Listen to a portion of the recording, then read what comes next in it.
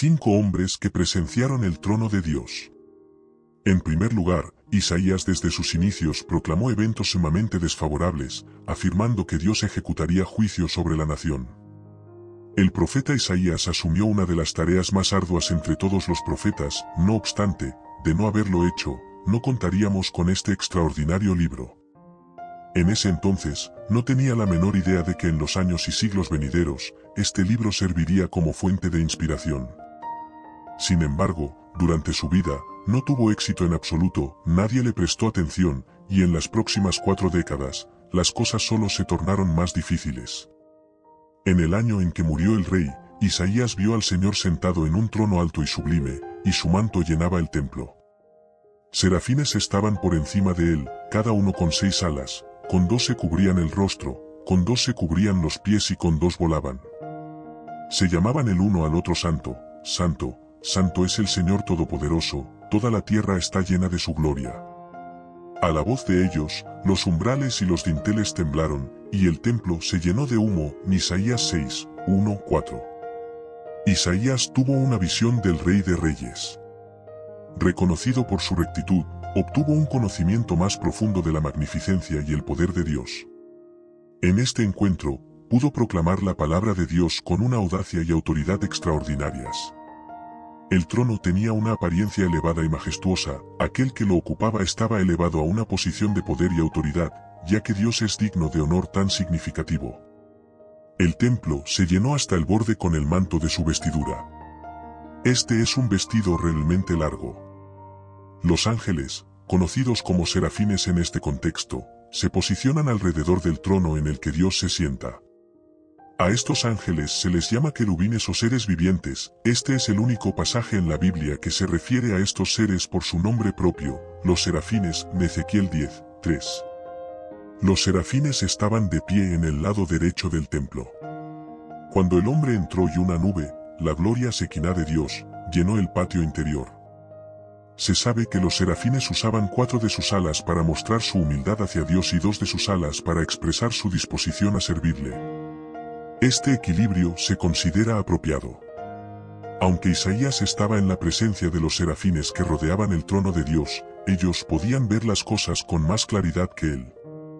A menudo, no reconocemos la evidente gloria de Dios que nos rodea. Isaías 6, 5-8. Entonces dije, ¡ay de mí! Estoy perdido, porque soy un hombre de labios impuros y habito en medio de un pueblo de labios impuros, y mis ojos han visto al Rey, el Señor de los ejércitos. Entonces uno de los serafines voló hacia mí con una brasa encendida en la mano, que había tomado del altar con unas tenazas. Isaías experimentó 2 cosas que lo hicieron sentirse desmoronado. En primer lugar, se presentó la visión y el sonido de los serafines. En segundo lugar, se trató de una visión del Señor Dios. Cuando Isaías contempló al Señor, percibió su verdadera naturaleza. Aunque era inferior a los serafines, no se comparaba en absoluto con el Señor. La visión del trono de Dios no generó en Isaías una sensación positiva de inmediato. Cuanto más claramente veía al Señor, más se daba cuenta de lo humilde que era su estado. El profundo sentido de indignidad de Isaías es compartido por otros hombres piadosos en presencia del Señor. Job, Daniel, Pedro y Juan tuvieron experiencias similares.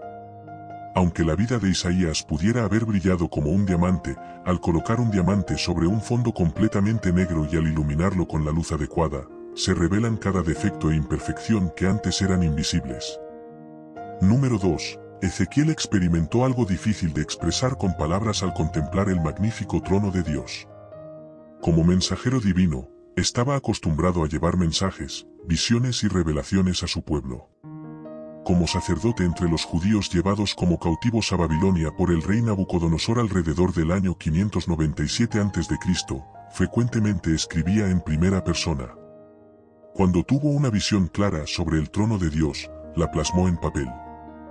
Miré y vi la apariencia de un trono de lapislázuli sobre la bóveda que estaba sobre las cabezas de los que el Señor le dijo al hombre vestido de lino, entra en medio de las ruedas, debajo de los querubines. Llena tus manos con brasas encendidas de entre los querubines y espárcelo. Observaba mientras él entró. Ahora bien, los querubines estaban de pie en el lado sur del templo.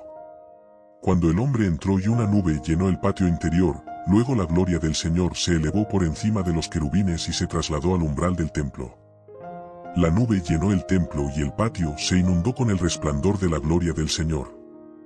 El sonido de las alas de los querubines se podía escuchar hasta el núcleo exterior, como la voz del Dios Todopoderoso cuando habla. Cuando el Señor ordenó al hombre vestido de lino que tomara fuego de entre las ruedas, de entre los querubines, el hombre entró y se colocó junto a una rueda. Luego, uno de los querubines extendió su mano hacia el fuego que estaba entre ellos, tomó un poco y lo puso en las manos del hombre vestido de lino, quien lo tomó y salió debajo de las alas de los querubines. Se podían ver lo que parecían manos humanas. Miré y vi 4 ruedas junto a los querubines, una al lado de cada uno. Las ruedas lucían como topacios en cuanto a su apariencia, las 4 eran semejantes, cada una como una rueda que se intersecta con otra rueda. A medida que se movían, iban en cualquiera de las 4 direcciones que los querubines miraban. Las ruedas permanecían estáticas mientras los querubines avanzaban en la dirección hacia donde dirigían sus cabezas, sin girar todo su cuerpo. Espaldas, manos y alas estaban completamente cubiertos de ojos, al igual que las ruedas. Escuché que a las ruedas se les llamaba ruedas giratorias. Cada uno de los querubines tenía 4 caras, una de querubín, otra de ser humano, otra de león y la última de águila. Luego, los querubines se elevaron hacia arriba. Estas eran las criaturas vivientes que Ezequiel había visto junto al río Quebar. Cuando los querubines se movían, las ruedas a su lado también lo hacían, y cuando los querubines extendían sus alas para levantarse del suelo, las ruedas no se apartaban de su lado. Cuando los querubines se detenían, las ruedas también lo hacían, y cuando los querubines se levantaban, las ruedas lo hacían con ellos, porque el espíritu de las criaturas vivientes estaba en ellas. Entonces, la gloria del Señor se apartó del umbral del templo y se detuvo sobre los querubines. Mientras observaba, los querubines extendieron sus alas y se elevaron del suelo. Y a medida que lo hacían, las ruedas iban con ellos. Se detuvieron en la entrada de la puerta oriental de la casa del Señor, y la gloria del Dios de Israel estaba sobre ellos. Ezequiel 10, 1-19. Desde los ángeles que adoran al Rey en unísono hasta la gloria tangible de Dios que él vio y sintió, está claro que lo que experimentó Ezequiel no fue normal ni natural. Estar ante la majestuosidad de Dios es una experiencia profundamente humillante, ya sea en nuestros momentos diarios de adoración o en una visión como la de Ezequiel. Aunque Ezequiel denunció a varias ciudades y naciones, así como a Israel, por sus pecados, este encuentro le ayudó a desempeñar el papel de consolador y reconfortante. Número 3. Daniel vivió en cautiverio en Babilonia junto a sus amigos Sadrac, Mesac y Abednego. A pesar de enfrentar presiones para conformarse a la sociedad babilónica y abandonar las costumbres de su pueblo, se mantuvieron firmes en su fe, y Dios bendijo a Daniel con sabiduría y la capacidad de interpretar sueños. Daniel sirvió en 3 administraciones diferentes en Babilonia, pero no cambió en su integridad y confianza en Dios. El secreto de su firmeza fue su percepción, revelaciones y visiones sobre la voluntad de Dios para él y su pueblo. Cuanto más profundizaba en el conocimiento de Dios, más proclamaba la verdad a los reyes, sin temor ni favoritismos.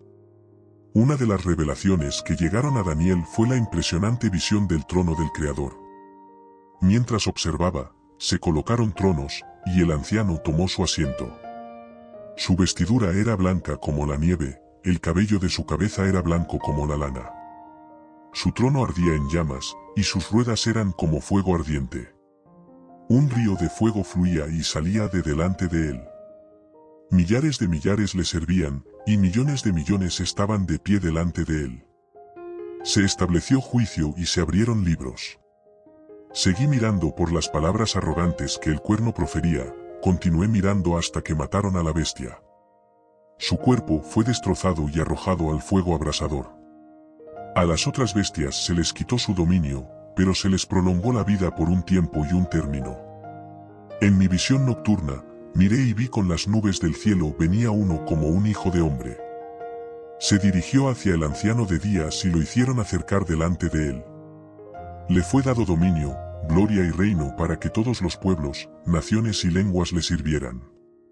Su dominio es eterno, que no se olvidará, y su reino no será destruido. Daniel 7, 9-14. Las palabras de Daniel nos ayudan a comprender el dominio, la autoridad y el poder de Dios, para que podamos acercarnos a Él con reverencia. Esta imagen también describe cómo Dios es el Dios de toda carne y el Padre de todos, independientemente de nuestra lengua. Número 4. Esteban, mencionado por primera vez en el libro de los Hechos de los Apóstoles, servía como uno de los 7 diáconos en la iglesia primitiva. Elegidos por los apóstoles para proporcionar alimentos y otras formas de asistencia caritativa a los menos afortunados de la comunidad, Esteban fue el primer mártir cristiano, ejecutado lapidado por proclamar que Jesús era el Cristo. Al dirigirse al Sanedrín, les reprochó, diciendo: «Gente de dura cerviz, vuestros corazones y oídos siguen siendo incircuncisos. Sois como vuestros antepasados, siempre resistiendo al Espíritu Santo. ¿Hubo algún profeta a quien vuestros antepasados no persiguieran? Incluso mataron a aquellos que predijeron la venida del justo, y ahora lo habéis traicionado y asesinado. Vosotros, que recibisteis la ley entregada por ángeles, no la habéis obedecido». Al escuchar estas palabras, los miembros del Sanedrín se enfurecieron, apretaron los dientes contra Esteban, pero lleno del Espíritu Santo, levantó la mirada al cielo y contempló la gloria de Dios, con Jesús a su diestra. Exclamó: «Mirad, veo los cielos abiertos y al Hijo del Hombre de pie a la derecha de Dios». Ante estas palabras, taparon sus oídos, gritaron con todas sus fuerzas, lo arrastraron fuera de la ciudad y comenzaron a apedrearlo. Mientras sucedía esto, los testigos depositaron sus abrigos a los pies de un joven llamado Saulo. Esteban, siendo apedreado, elevó una oración: «Señor Jesús, recibe mi espíritu». Luego se arrodilló y clamó: «Señor, no les tomes en cuenta este pecado». Falleció pronunciando estas palabras. Hechos 7, 51-60.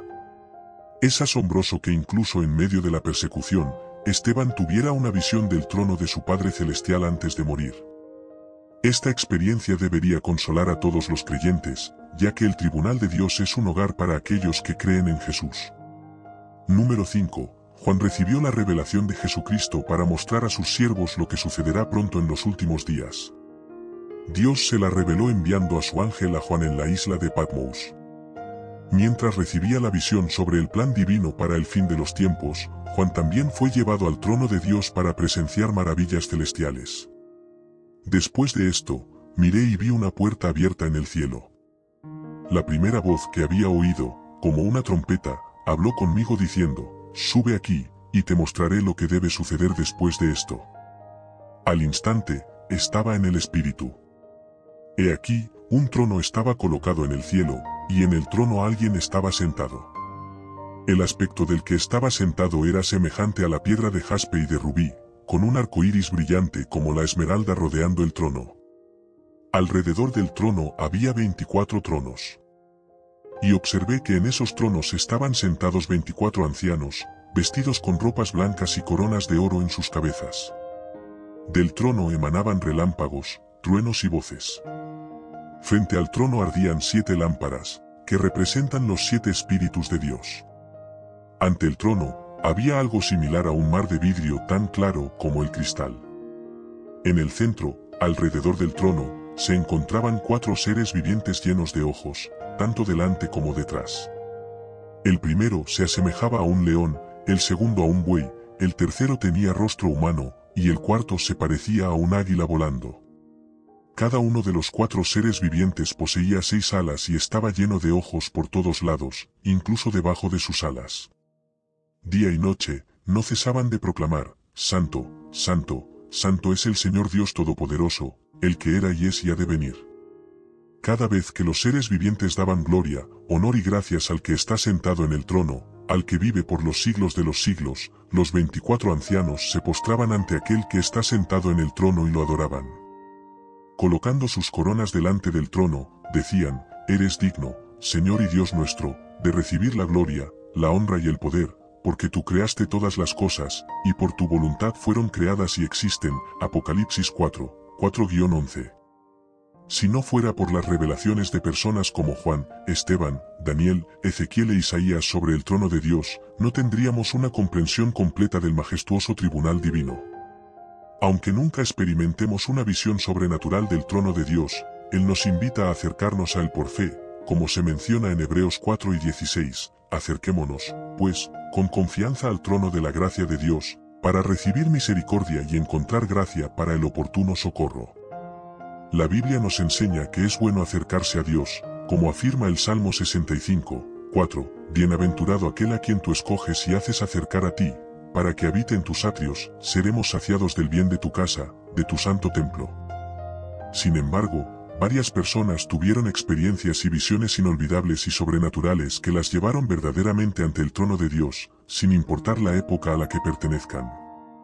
Sus palabras descriptivas están llenas de imágenes claras o percepciones que son constantes y consistentes de siglo en siglo. Echar un vistazo a cómo es realmente el trono de Dios las dejó con asombro y santa reverencia, y regresaron para contar la historia con emociones que iban desde el miedo hasta el shock. Cuando una persona sale del lugar de un encuentro divino con la confianza del perdón, especialmente después de haber visto lo impuro que era su autojustificación, autoridad y dominio que se encuentran en las historias de estos grandes hombres de las Escrituras. Señor, ayúdame a valorar siempre el regalo inestimable de tu sala del trono. Ya sea que la vea de manera sobrenatural o no, como tu amado Hijo, no estaré lejos de tu presencia, santa y hermosa. En el nombre de Jesús, oro. Amén. Un faro de redención y una declaración de fe.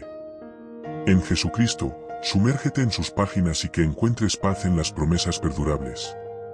En aquel momento trascendental, donde las palabras de los mártires resonaban en el aire y la visión del trono celestial se manifestaba, la historia de la conexión entre lo divino y lo humano tomaba forma. Con un hilo de asombro y reverencia, después de la última piedra que marcó el fin de la vida terrenal de Esteban, la escena cambió para Saulo, el joven testigo que observaba el cruel acto de violencia. Este episodio, que comenzó con la furia de una turba, pronto se convertiría en un giro inesperado. Saulo, aún con la imagen de la ejecución de Esteban grabada en su mente, se vería envuelto en una experiencia divina que transformaría su vida. El mismo Saulo, que había participado en la persecución de aquellos que seguían a Jesús, se encontró en el camino a Damasco con una luz celestial que lo dejó ciego. En medio de su ceguera física, sus ojos espirituales se abrieron al conocimiento de la verdad. Una voz desde el cielo le habló, y Saulo, el perseguidor, se convirtió en Pablo, el apóstol de las naciones. Pablo, cuya vida anterior estaba marcada por la obstinación y la persecución, se convirtió en un defensor apasionado de la fe que una vez intentó destruir. Su encuentro con el Cristo resucitado en el camino a Damasco no solo restauró su vista física sino que también iluminó su entendimiento espiritual. El trono celestial que había sido testigo de la muerte de Esteban ahora se manifestaba de una manera nueva en la vida de Pablo. El apóstol, inspirado por sus relaciones celestiales, escribió cartas a diversas comunidades cristianas revelando verdades profundas sobre el misterio de Cristo y la gracia redentora de Dios. Sus palabras resonaron desde las celdas de prisión hasta las sinagogas y plazas públicas, llevando consigo la esencia misma de la visión celestial que cambió su vida. Pero la historia no termina aquí. La conexión entre el trono de Dios y la experiencia humana sigue desplegándose a través del tiempo. Juan, el último de los 5 testigos, continuó compartiendo la revelación divina en la isla de Patmos. A medida que envejecía, su vínculo con el cielo se intensificaba. En su soledad, fue arrebatado en el espíritu hacia un futuro revelado, donde vio un nuevo cielo y una nueva tierra. Las imágenes de trompetas, sellos y copas se desplegaron ante sus ojos, revelando el plan divino para el fin de los tiempos. A través de simbolismos y visiones, Juan compartió la esperanza de un nuevo comienzo, donde la presencia de Dios sería la luz eterna y el trono celestial se establecería para siempre. En cada página de su relato, Juan pintó cuadros impresionantes de la adoración celestial, donde criaturas vivientes, ancianos y ángeles se unían en un coro eterno proclamando la santidad del Señor Todopoderoso. Las imágenes de los cielos abiertos y el trono resplandeciente se tejían en sus palabras como un recordatorio constante de la conexión entre lo divino y lo humano. Esta historia que se desarrolla a través de las vidas de Isaías, Ezequiel, Daniel, Esteban y Juan nos invita a contemplar la majestuosidad del trono celestial. No es solo un relato del pasado, sino una narrativa que sigue resonando en los corazones de aquellos que buscan una conexión más profunda con el Creador. Así, la historia continúa extendiéndose a través de los siglos y tocando cada vida que se abre a la posibilidad de una experiencia divina en el presente. En medio de nuestras luchas y triunfos, podemos elevar nuestra mirada hacia el cielo, recordando que el trono de Dios está accesible para todos aquellos que lo buscan con sinceridad y humildad. La historia de la conexión entre el trono celestial y la experiencia humana sigue siendo escrita capítulo tras capítulo, llevándonos a un encuentro más profundo con la presencia divina que trasciende el tiempo y el espacio.